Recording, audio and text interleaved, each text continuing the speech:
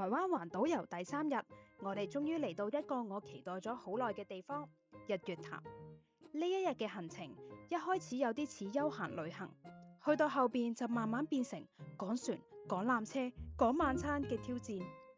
第3日朝早，我哋由台中出發，坐台灣好行6670號線去日月潭。呢條線對自由行嚟講真係幾方便，因為佢會連接台中、高鐵台中、埔里同埋日月潭一帶，唔租車都可以去到日月潭。車程大概1個半鐘至2個鐘左右，一路由城市慢慢開入山區，窗外嘅景色亦都開始變得唔一樣，高樓少咗，山多咗，空氣好似都慢慢靜咗落嚟咁樣。落車之後，我哋第一件事就係放低行李，因為日月潭呢邊其實有好多景點都係圍住碼頭行，如果拖住行李去搭船會好辛苦。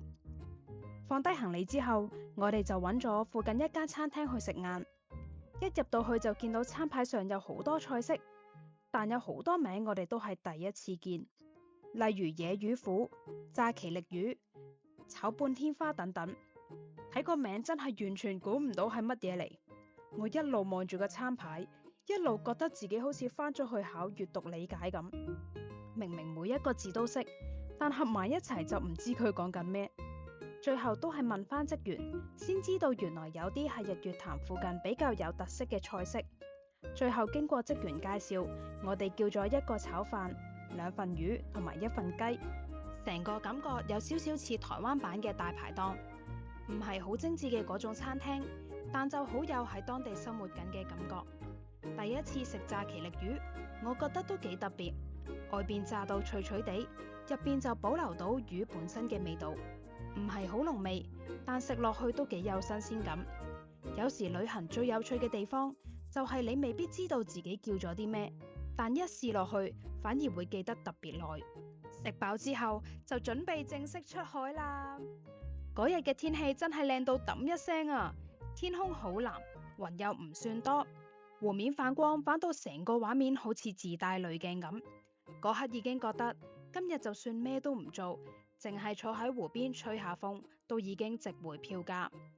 我哋事先喺網上買咗2張日月潭纜車，再加埋遊湖船嘅套票。我哋大概嘅路線係：朝早喺日月潭車站落車，放低行李，食個晏，然後由水社碼頭搭船去元光碼頭，再由元光碼頭搭船去伊達邵碼頭搭纜車，最後再搭返船去水社碼頭，食個晚餐，休息下，第2日再繼續行程。聽落好順，但現實就係，只要你食飯食耐少少，影相影多2張，或者喺碼頭 hea 耐少少，成個行程就會變得好緊張。而家呢一程就係由水社碼頭去元光碼頭。搭船嘅時候，你會開始感受到日月潭最舒服嘅地方，唔係要去幾多景點，而係你坐喺船上邊，睇住湖水、山、天空，慢慢喺眼前移動。嗰種感覺真係好放鬆。平時喺城市入邊，我哋已經好多時要追住時間走，但喺呢度，時間好似突然慢咗落嚟咁。到咗元光碼頭之後，就會有指示牌帶我哋上寺廟。呢段路唔算難行，行一陣樓梯就可以上到元光寺。如果再繼續行青龍山步道，就可以去到玄奘寺。元光寺同玄奘寺都同玄奘法師有關，即係大家成日聽到《西遊記》入邊唐三藏嘅歷史原型。玄奘寺係1965年建立，入邊供奉嘅係玄奘法師舍利同埋釋迦牟尼金像。如果你本身對歷史或者佛教文化有興趣，呢度其實唔只係一個打卡點，而係一個可以有所學習、有所感悟嘅地方。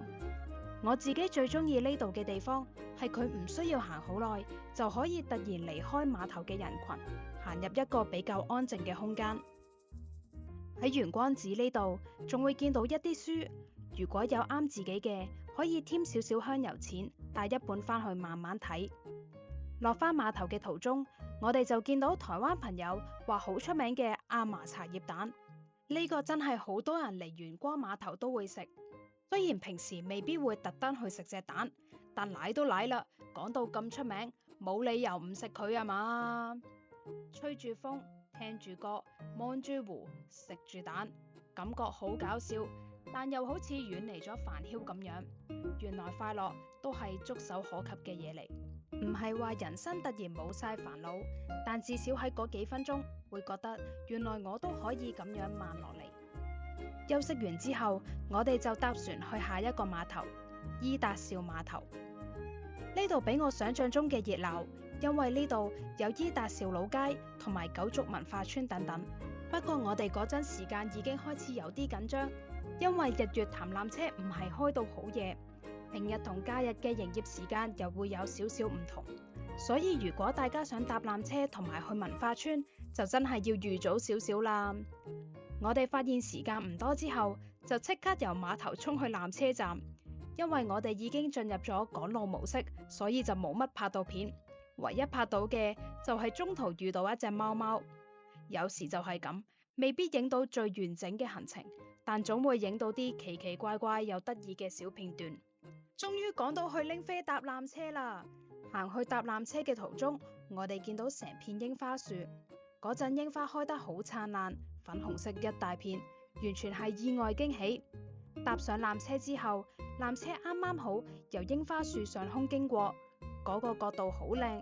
平時喺地下睇櫻花已經好靚，但由上邊望落去又係另一種感覺。下邊係櫻花，遠少少係山，再遠啲係湖。嗰一刻我真係明白點解好多人話日月潭唔止係睇湖，而係要由唔同角度去睇。搭纜車上到去之後，好多人主要都會去九族文化村。呢個文化村係一個結合主題樂園同埋原住民文化展示嘅地方。如果時間夠嘅話，呢度可以玩半日甚至係一日。但因為我哋嚟到呢邊已經太晏啦，所以就冇入到去。我哋只係喺出邊望下啲鋪頭，睇下啲特產，就搭纜車回程。雖然有少少可惜，但有少少遺憾，下次就可以再嚟過啦。返到伊達邵碼頭附近，喺未搭纜車之前，呢度已經有一條伊達邵老街，入邊好多特產同埋小食。如果大家嚟日月潭玩，可以考慮喺伊達邵呢邊住一晚。一嚟呢邊嘢食嘅選擇比較多，二嚟夜晚如果天氣好，日月潭嘅夜空都幾出名。遠離城市燈光之後，夜晚個感覺會完全唔同。因為我哋第二日仲有其他行程，所以就搭翻船返水社碼頭啦。回程嗰陣，可能因為天氣實在係太好啦，天空同埋湖水都變成金黃色，你會見到太陽慢慢落山，湖面一層金光，閃閃發光。船喺水上邊慢慢行，水上邊又可以見到山嘅倒影，呢種感覺好難形容。就好似有一種歲月靜好嘅感覺咁，唔係好誇張嘅震撼，但係就會好安靜咁樣留喺記憶入邊。返到水社碼頭之後，我哋就準備去掃街食晚餐。水社碼頭夜晚嘅晚餐選擇唔算多，而且有啲鋪頭會比較早休息。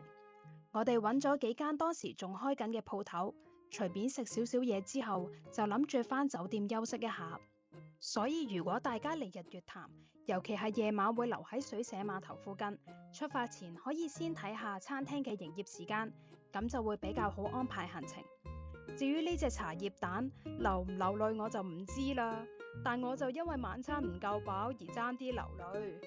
不過整體嚟講，日月潭都係一個好值得嚟嘅地方。如果你嚟台灣環島，又想揾一個可以放慢腳步嘅地方，日月潭就可以放喺行程入邊。